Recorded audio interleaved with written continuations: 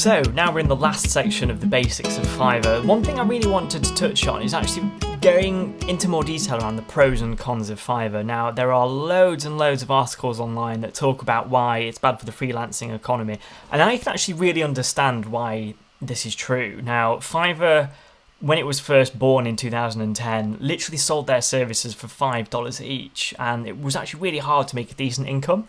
And when people are selling logos for $5, for example, it really devalues the graphic design industry. And it's similar for copywriting.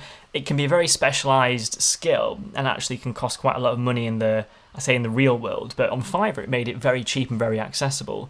But it means that small businesses don't pay those professionals and instead pay someone who maybe might outsource it to a country where earnings are a lot lower and therefore they don't need to charge as much. So there's a lot of debate around, is Fiverr devaluing the economy? And I actually did my dissertation at university on gig economies like Fiverr and Odesk and Freelancer, and is it really devaluing the industry? So let's jump into some of the pros of Fiverr and why I really like Fiverr as a platform. The one major thing I really like about the platform, and it's very similar to Airbnb, to YouTube and other websites where they're very big brands that are very well known, and lots of people visit the website every single day.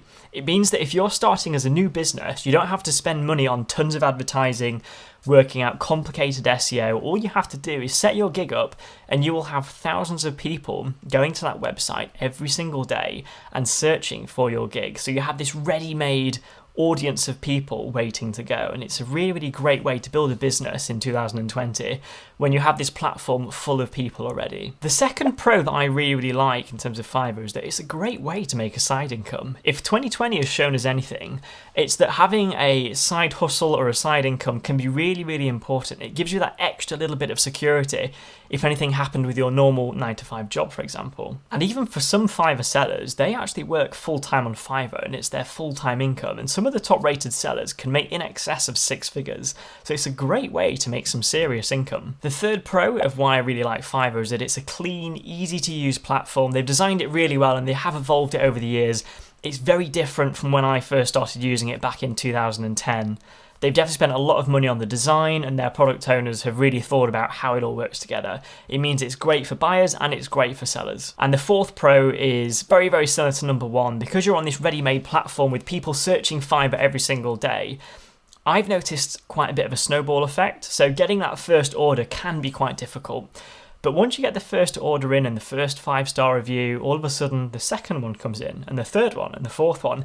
And it has this snowball effect. And I'm actually at a point now where I'm trying to keep the orders down because I've been getting in excess of 15 orders a day at times. And actually for me, that's a little bit too much, but it's definitely snowballing. And I can see how if I allowed it, Fiverr could become a very lucrative full-time income for me. Now, let's touch on some of the cons of Fiverr. I've worked on Fiverr for many years. So the number one con that I guess lets Fiverr down for me is that Fiverr massively favour the buyers, which means that if you're a seller and something goes wrong, often buyers can be really unfair. They could be asking for revisions that are a little bit too much or changing from their initial requirements, and it's wasting your time. But ultimately, if Fiverr favour the buyer, then you're going to have to do that. I've had buyers who have been actually quite horrible in messages and saying, this work I could make on Microsoft Paint, it's rubbish, blah I want a refund straight away. And you have no real protection on Fiverr. It could be that the buyer asks you personally for a refund if you're not happy to give it because you've done them loads of work, you've done them loads of revisions, or it's not in your policy when you're selling your gig. All the buyer has to do is go to Fiverr customer support, and Fiverr customer support will refund it, no questions asked. I've had large orders refunded out of my account back to the buyer because Fiverr customer support have been told, even though the work's been finished and delivered and they have the files, Fiverr have taken that money out of my account and given it back to the buyer. The other thing that can happen, that I think happened once or twice to me, is you could deliver the work, the buyer gets all the files and everything that you've done in your hard work, it all goes through and starts to process, but then the buyer sends a chargeback through PayPal to Fiverr, and then all that happens there is that Fiverr customer support take the money out of your account rather than them taking the hit, and that means that the buyer has got your work and they've also got their money back as a refund for free. The second major con for me is actually Fiverr customer support. Now, it really grinds my gears, and I can't explain how many times I've actually had to contact Fiverr customer support recently.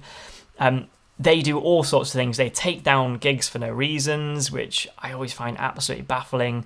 They take gigs down for the smallest of reasons that make no sense. They're very, very generic reasons as well that aren't tangible or specific to help you get those gigs live again. Whenever I've made a few tweaks or optimizations to my gigs, I've noticed they've dropped out of the rankings, and I've had to get in touch with support to put it back into the rankings again, and that takes another day or two. I've also found that the support take a good day or two to respond to queries as well. So as I've been relying on some of the income from Fiverr, sometimes my sales have dropped off for a good 2 or 3 days, which is not really good when you're relying on Fiverr as an income. And lastly, the big con of Fiverr, and this is more of a tip, I would definitely suggest not putting all of your eggs in one basket. When I see interviews of people who are full-time on Fiverr and making all their income in there, that's quite scary. And you see this with a lot of big YouTubers who try and build audiences outside of the platform. Don't rely on Fiverr too much, because it is so simple for Fiverr customer support to remove your account, and there are lots of horror stories on the Fiverr forums of this happening for not any reason, or it might be that your gig drops out of the rankings completely and your sales drop off of a cliff.